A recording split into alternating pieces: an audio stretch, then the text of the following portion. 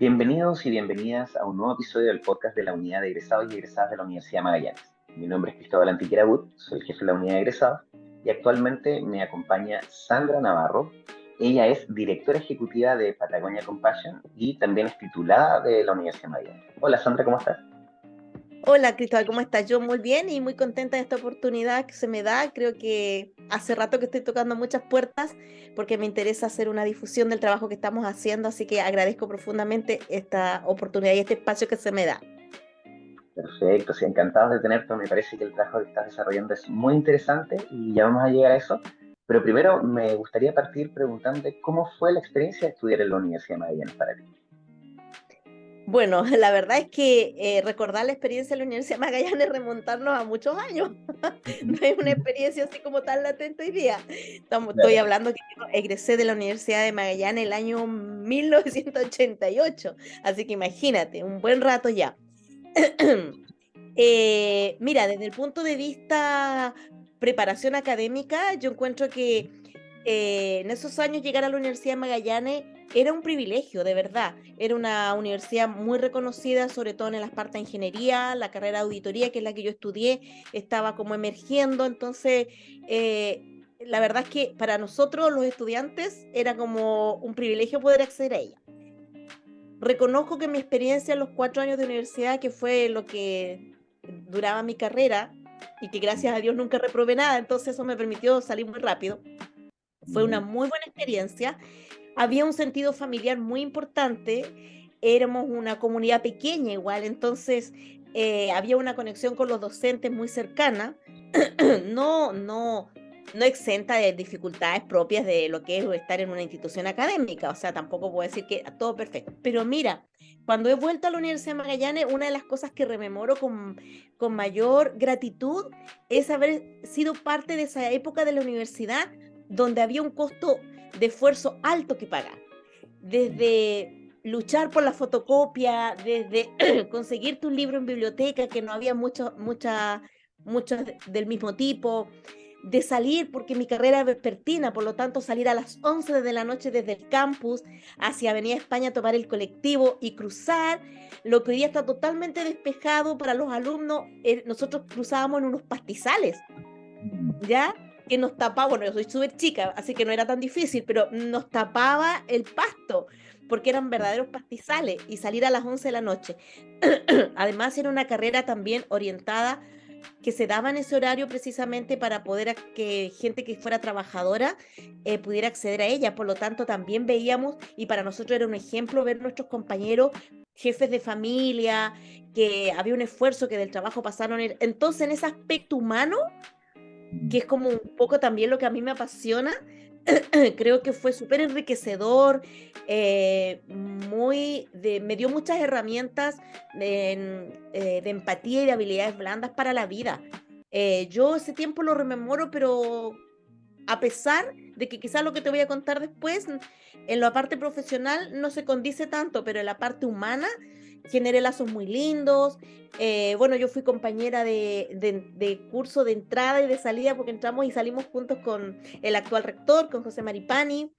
Ingresamos 60 alumnos y egresamos en el tiempo que correspondía solamente 5, que era un poco lo que siempre se da, ¿no es cierto? Pero igual había un sentido familiar muy, muy rico. Y eso, y muy buena experiencia con los docentes de ese tiempo. Que me encanta tu comentario porque dentro de todo es lo que se está buscando ahora, no sé si recuperar, recrear o inventar de nuevo, que muchas veces obviamente la comunidad, como dices tú, ha crecido tanto, que ya no hay tanta vida comunitaria a veces al interior de la universidad y es muchas veces lo que queremos recuperar esos espacios, que los chicos los aprovechen, etcétera. Y bueno, Sandra, una vez que terminamos, ¿cómo es tu transición para llegar al mundo del trabajo? ¿Cómo fue encontrar esa primera pega, como decimos nosotros? Lo que pasa es que, bueno, mi vida es bien particular en realidad, porque yo terminando el 4 año, bueno, durante el periodo de la universidad yo conozco a mi esposo y que él estudiaba estructuras metálicas. Ya. Y terminando el cuarto, decidimos casarnos, ¿ya? Entonces, no tuve de forma inmediata la posibilidad de entrar al mundo laboral porque mis prioridades y mi vida se fue yendo por el otro lado, más de formar familia. pero estaba la inquietud. Entonces, ahí yo me empiezo a dar cuenta que en realidad mi vocación y mi corazón, de alguna manera decirlo, vibraba mucho más por el área social y más de relaciones humanas. Entonces traté de buscar una forma de compatibilizar eso con lo que yo había estudiado. Y me di cuenta que el área de la docencia era algo que a mí de verdad me apasionaba. Entonces mis primeras experiencias laborales fueron en la Universidad de Magallanes como ayudantía docente de contador, y después también estuve en INACAP por un periodo de 2 o 3 años también haciendo docencia. Y ahí me encontré en otro mundo Ya. eh, que me hizo mucho más sentido con mi carrera, porque de verdad en el proceso de la carrera, bueno, en esos años no existía lo que hoy día para los chiquillos es tan común, el año sabático, Ah, eh, ya el tomarme el tiempo para reflexionar, a ver qué quiero estudiar. En esos años, nuestros padres estaban también en una situación social y económica que era lo que se te podía dar y no había más opción. A mí me dijeron, esto es lo que podemos, no hay opción de irse al norte, no hay opción de otra cosa, no hay opción de esperar. Entonces, cuando yo me di cuenta en el transcurso de la carrera que a lo mejor no era lo que me apasionaba más, no había más opción familiar. O sea, bueno, termine y después usted haga lo que usted quiera. no, Pero no lo también dejo. creo que en la vida uno tiene que buscarle una vuelta de tuerca, como se dice, a las oportunidades. Decir, bueno, a lo mejor no es lo que más me apasiona, pero puedo encontrar alguna área que sí. Y yo en el transcurso de la carrera también descubrí que, por ejemplo, el ramo de administración de personal, que ahí yo me empecé a dar cuenta que mi línea era más por lo social, la administración de personal me fascinaba. Aparte que tenía una profesora que la recuerdo, pero maravillosa, porque era, pero increíble. De verdad, hacía amar el ramo. Entonces, así entré al mundo laboral, pero más por el área de la docencia, Ya. ¿ya? Y ahí ya después me empiezo a vincular con otras áreas en lo profesional. Y yo te diría que profesionalmente en el área de mi carrera, recién hace un año pude ejercerla así como full, pero vinculado también al proyecto que tenemos en África. Así que Perfecto. eso. Y bueno, y ya llegamos a eso, que es lo que estás haciendo ahora, que eres la directora ejecutiva de Patagonia y fundadora de Patagonia Compassion, ¿cierto? ¿Nos puedes contar un poquito en qué consiste Patagonia Compassion? Porque ya estamos viendo que obviamente tiene que ver con el aspecto más humanitario, que es lo que nos contabas que te empezó a llamar mucho la atención. ¿Y en qué año se funda, por ejemplo? Bueno, nosotros como familia vamos por primera vez a África el año 2009 Ya. y nosotros nos constituimos como ONG en el transcurso del 2010 y el 2011. ¿Ya? Ahí ya nos formalizamos como ONG y ya tenemos personalidad jurídica y todo eso. Pero más que como una organización, esto se desarrolla como una vinculación más desde el corazón. Y eso es lo que a mí de igual me gusta compartir, porque yo siento que, y quizás es un poco el mensaje que igual me gustaría dejar, es que yo siento que en la vida tú tienes que ir descubriendo la razón de tu existencia, aunque parezca muy filosófico, ¿ya? Yo siento que tú tienes que descubrir cuál es el propósito de tu vida y por qué estás aquí. Y eso, nada es al azar. Desde mi convicción de alguna manera cristiana, yo creo que nada es al azar. Y yo siento que se conecta muy bien nuestra historia familiar con lo que después, por qué llegamos a África. ¿Y por qué se vincula? Porque nosotros cuando nos casamos siempre deseamos tener una familia numerosa y cosas que por cosas de la vida o de Dios tuvimos un hijo biológico y luego no se da la posibilidad de seguir teniendo hijos de una forma bien particular. Yo paso por unos procesos de pérdida de bebé, pero nos vamos por el camino de la adopción. Y llega nuestro segundo hijo y ahí yo, de un tema familiar, me empiezo a vincular con la vulnerabilidad infantil y me conecto mucho con los hogares de niños y empezamos a sacar niños los fines de semana, nos transformamos en casa de acogida, tuvimos una niñita por 10 años y ahí comienza como este despertar y decir, chuta, esto de verdad me apasiona, ¿cómo llegar más lejos? ¿Ya? Y bueno, nuestro viaje se desarrolla como un viaje familiar, por primera vez el año 2009 a África, nos lleva una ONG chilena, nos invita a pasar una Navidad en un orfanato en Kenia, donde el 100% de los niños tenían VIH y nosotros con esos niños convivimos por 40 días. Comimos con ellos, dormimos con ellos y ahí se produce una transformación de no de nuestras convicciones, no es eso, de nuestra visión de cómo íbamos a enfrentar el futuro en lo que queríamos hacer desde el contexto familiar y también muy personal. Entonces volvemos con esta inquietud y ahí dijimos, no, esto no puede quedar así nomás como un viaje de una experiencia impactante, ¿ya? Tiene que transformarse en algo más sólido. Y ahí nosotros decidimos formalizar y constituirnos como ONG. Y por esas cosas que a lo mejor no voy a poder contar ahora porque es largo, nosotros nunca pensamos volver a Kenia.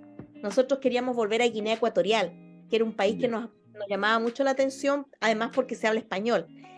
Pero nos pasan una serie de cosas súper increíbles, inexplicables, que nos empiezan a llevar nuevamente a Kenia. Y ahí logramos ir también ya constituidos como ONG y llevamos amigos que quisieron acompañarnos y llevamos la primera vez un equipo de 12 personas ahí a trabajar en Kibera, que fue nuestro primer lugar donde llegamos en Kenia. Hasta después que nos empezamos ya a establecer. Eso no sé si me diluí No, mucho con la explicación. no, me imagino que tiene que tener varios hitos y episodios entre medio, como dices tú, cosas fortuitas, planificadas, algunas no planificadas, que finalmente los lleva a sentarse allí para ayudar. ¿Mm? Porque, bueno, yo entiendo también que todo este tema humanitario, como dices tú, se entrelaza mucho con las historias familiares, privadas de cada uno. Entonces uno le tiene que hacer caso como a esas cosas que van pasando en el camino como para tomar sus decisiones, ¿no? Por lo que entendí lo que me estás contando. No sé si quizás quieres contar alguna de esas cosas que los lleva a tomar la decisión de finalmente quedarse ahí. Eh, bueno, lo que pasa es que a nosotros nos ocurre algo muy... Nosotros preparamos un viaje con un equipo todo el año. Nos Ya, preparamos en todo lo que significa un viaje de ese tipo. Éramos 12 personas con niños pequeños, entonces no era fácil. Y Guinea Ecuatorial era nuestro foco. Y se empezaron a dar cosas como una cosa tan extraña que nosotros teníamos que gestionar visas en Brasil. Y mandamos todos nuestros pasaportes a Brasil y nunca nos dieron la visa y nunca volvieron los pasaportes.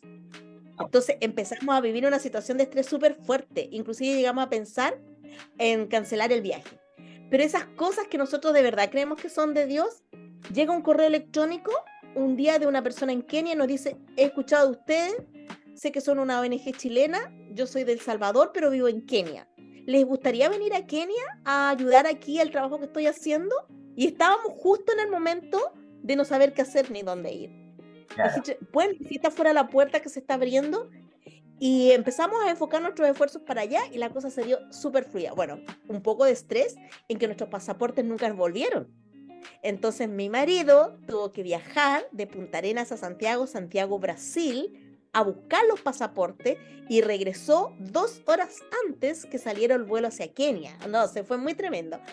Pero después nos dimos cuenta que todo tenía un sentido, un propósito. Crecimos mucho con esa experiencia, nos dimos cuenta que nosotros de verdad no eran cosas humanas y bueno, llegamos a Kenia y desarrollamos un trabajo increíble y ahí se da un hito súper importante, que en ese viaje nosotros hicimos la conexión también como un encuentro, estos divinos que le llamo yo, que nos encuentra un niño en la calle en Kibera, que es uno de los poblados más pobres de Kenia, que es un asentamiento con 2,5 millones de personas, y ahí nos encuentra un niño que nos persigue como tantos niños, pero ese fue mucho más persistente, y ese niño, para no hacer la historia tan larga, es el que en un momento decidimos apadrinar, y hoy día ese niño tiene 25 años y está a las puertas de titularse de servicio social en Kenia. Entonces, ese viaje fue también muy marcador en ese hito. Y de ahí vienen muchos hitos más importantes, o sea, desde la compra del terreno y de tantas cosas que hemos vivido que es lo que a mí me interesa que la gente conozca. Y que cuando tú persigues un sueño, aunque parezca una utopía, se alcanza, se alcanza. No digo que no hay valles, hay lágrimas, pero también hay cimas, donde tú te puedes parar en la cima y decir, wow, ¿cómo logramos esto? La gente dirá, pero ¿y cómo llegan a África? No es fácil, es trabajo, esfuerzo, sacrificio, lucha, soledad, mucha soledad. Porque mira, Cristóbal, perdona que me detenga en este punto, pero la gente se entusiasma mucho por África, mucho. Se emociona, qué lindo lo que están haciendo, bla, bla, bla, bla, etcétera. Quiero ser voluntario. Pero cuando ese voluntariado se transforma en irte a parar a la zona franca y captar un socio para que podamos continuar con el trabajo, ya el voluntario no quiere eso. La gente le cuesta mucho apoyar un trabajo en África si no es exclusivamente darle comida al niñito que está con una necesidad de alimento extremo, pero no apoya si tú que dices, sabes que necesitamos construir un módulo grande que nos permita algún día tener un comedor abierto. La gente no apoya esas cosas. Necesitamos ponerle cerámico al piso para que la condición sea mejor, o necesitamos construir un baño. La gente apoya cuando tú dices, hagamos una campaña para llevarle chalita a los niños. Y ¿sabes qué? Ese asistencialismo no provoca cambios. Y nuestro lema es transformar vidas y cambiar realidades.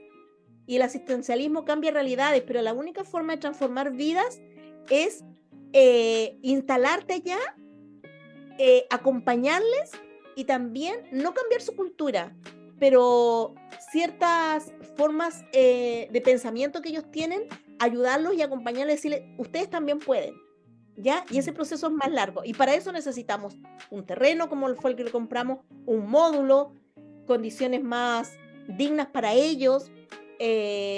Bueno, luego ganamos un proyecto que también en algún momento te lo comenté y nos permitió capacitar a mujeres en tema agrícola. Entonces, yo me motiva mucho esto y es de alguna manera el mensaje que quiero decir, digamos, que no nos desanimemos cuando nuestros sueños se transforman como en algo muy lejano, sino que debemos permanecer y perseverar, siempre que tengamos la convicción que es el camino. Me encanta tu consejo, Sandra, porque, bueno, nosotros estamos partiendo también con ese trabajo con los estudiantes, que es de tratar de mostrarles las otras posibilidades que pueden cumplir quizás con su perfil. Porque muchas veces uno se queda atrapado en algo, como dices tú, si tú hubieses tenido quizás otra mentalidad, ya me recibí de contadora auditora y ahora ¿qué hago? Trabajo como contadora auditora, pero tú tomaste otro camino. Y eso tiene que ver con tus sueños, con tus aspiraciones, con tus motivaciones. Y eso yo creo que es algo que tenemos que darle el espaldarazo a todos los chicos y chicas que actualmente están estudiando, porque muchas veces uno, mientras está en la universidad, está así, bien encuadradito. O sea, yo, por ejemplo, mi profesión es ser psicólogo. ¿Qué voy a hacer? Atender personas, entrevistarlas, diagnosticarlas, pero en realidad hoy en día el campo es mucho más abierto que eso. Así que te agradezco por esta entrevista y me gustaría preguntarte cómo encontramos Patagonia Compassion en redes sociales, en página web. Bueno, nosotros tenemos nuestras redes sociales, Facebook, Instagram. El Instagram hoy día está bastante más activo. Por fin tenemos una voluntaria que ahí nos está colaborando muy activamente. También tenemos una página web, siempre Patagonia Compassion. Bueno, también me pueden, en la página web sale un correo que se llama contacto@Patagonia Compassion. Si ustedes me escriben, yo respondo en forma inmediata. También tenemos un grupo de voluntarios que dirigimos por WhatsApp y hay multiplicidad de formas de acercarse a nosotros. Yo de verdad quiero extender la invitación que nos conozcan y a lo mejor no para ir a África, pero para abrirles una ventanita, decir, chuta, a lo mejor hay algo más que puedo hacer fuera de mi profesión, hay algo más que puedo poner en servicio de otros, que al final es lo que nos provoca satisfacción, nos provoca bienestar, nos provoca felicidad, si al final es eso. Así que eso. Sí, totalmente de acuerdo contigo. Muchas gracias por tu tiempo, Sandra. Me encantó la entrevista y yo creo, bueno, vamos a dejar también todas las redes sociales de Patagonia Compassion. Las vamos a dejar en la descripción del video cuando lo subamos. Así Bueno, que gracias a Cristóbal. compartirse para tener a todos voluntarios y voluntarias que puedan trabajar con ustedes. ¿Ya? Muchas gracias. No, gracias a ti por tu tiempo. Y a quienes nos ven y nos escuchan a través de Spotify o YouTube, atentos y atentas a un nuevo episodio del podcast de la Unidad de Egresados y Egresadas de la Universidad de Magallanes. Hasta pronto.